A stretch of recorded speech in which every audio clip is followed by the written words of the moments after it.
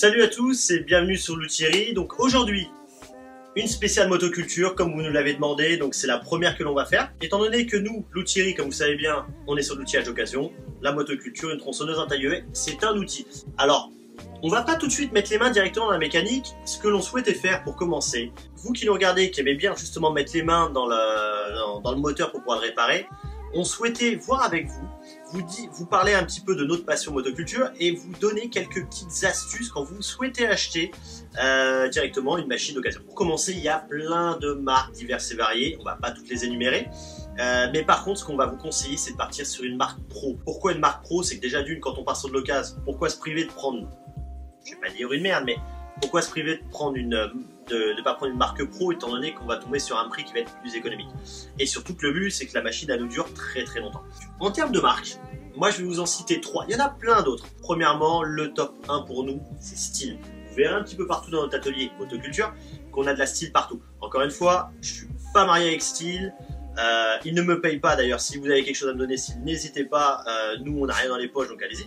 Ce que je veux dire c'est que nous on adore Stihl. Pourquoi Stihl? D'une part, c'est que dans l'occasion, il y en a énormément, il y en a à la peine des machines Stihl. Donc ça veut dire que de toute façon vous trouverez plus votre bonheur là-dessus. Et encore une fois, vu que vous êtes comme nous, vous aimez bien mettre les mains dans le cambouis, vous avez besoin de réparer votre machine, qu'est-ce qu'il vous faut? C'est de la pièce détachée. La pièce détachée de chez Stihl, il y en a partout.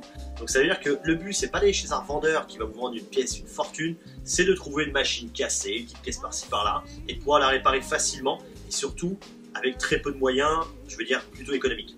Après, encore une fois, on a d'autres marques. On a Eco aussi qu'on adore, et on a aussi Husqvarna. Là, je pourrais vous montrer une petite élagueuse Eco que j'ai et que j'adore. Celle-là, elle est vraiment super. C'est une CS 360 TES. Mais par contre, après en Stihl, le petit taille-haie, mais classique pour le particulier, je dis bien, pas pour le professionnel, pour le particulier qui fonctionne super bien, un HS45. Ensuite, on va avoir une petite élagueuse de chez Stihl, toujours pareil, la MS200T. Là, pour un particulier, il n'y a aucun intérêt. Elle est vraiment trop performante. Vraiment, si vous prenez une MS192T, ça suffit largement. Quand on utilise des machines, combien de fois vous l'utilisez dans l'année? 3 fois, 4 fois, allez 5 fois à tout casser? Vous n'avez pas besoin d'avoir une machine qui va tourner 7-8 heures comme un pro dans une journée. Il n'y a aucun intérêt. Donc pour vous, d'acheter plus cher, si vous le souhaitez, il n'y a pas de problème. Mais entre guillemets, par rapport à ce qu'on a à faire en usage particulier, vous comme moi, une toute petite suffit amplement. Alors en fait, vous allez me dire, mais pourquoi j'ai toutes ces machines-là? D'ailleurs, on va peut-être faire un petit tour en même temps. Là, j'ai une petite débroussailleuse en bas. C'est une Stihl FS 350. C'est quand même des gros modèles à la base. Et là, on est sur du Husqvarna, une 545 RX. Vraiment du très très gros modèle. Pour moi, en gros, pour mon petit jardin que j'ai, ça me sert à rien. Là, on va avoir d'autres machines. On va avoir un taille-haie plus professionnel, un HS81R, une petite tronçonneuse derrière, enfin petite, elle commence à être un peu plus balèze, une 044 de chez Stihl, et puis après, il y en a d'autres. Vous avez besoin d'une petite machine pour vous faire pas mal de petites choses à la maison. Vous n'allez pas acheter 36 machines, il vous en faut une polyvalente. Je vais vous donner un petit conseil. Donc on a dit chez Stihl, vous avez besoin d'un taille-haie. Pour moi, vous partez avec ce Stihl HS45 en taille-haie avec un double lamier de 60 qui fonctionne vraiment très très bien. Et encore une fois, là j'ai plein d'autres moteurs en rab, vous trouverez toutes les pièces qu'il vous faut, il n'y a aucun souci là-dessus. En gros, si je devais vous donner un petit conseil de prix, en occasion, ça oscille entre 150 et 160 euros. C'est pas trop déconnant. Neuf, je crois que c'est 350 euros. Un particulier, une élagueuse, ça marche très très bien. Mais si vous avez besoin de couper des plus gros arbres, vous allez partir avec une Stihl 024.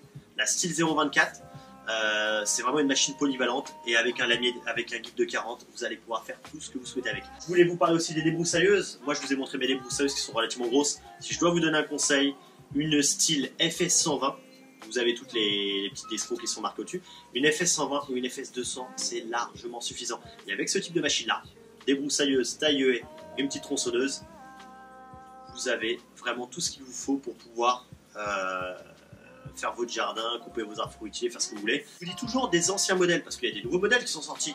Prenez les anciens. Faites-moi confiance, vous avez des carters en métal, vous avez du plastique très rigide, très costaud. Les nouvelles machines, en plus, maintenant on n'est plus sur du 2 temps classique, on est sur du 2 temps, ce qu'ils appellent le 4 mix. On en reparlera dans d'autres vidéos. Franchement, pour moi, ça a chier.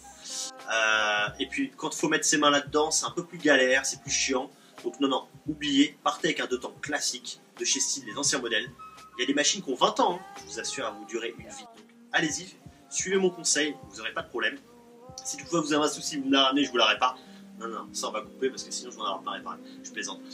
On fera d'autres vidéos pour vous montrer un petit peu comment entretenir son propre matériel.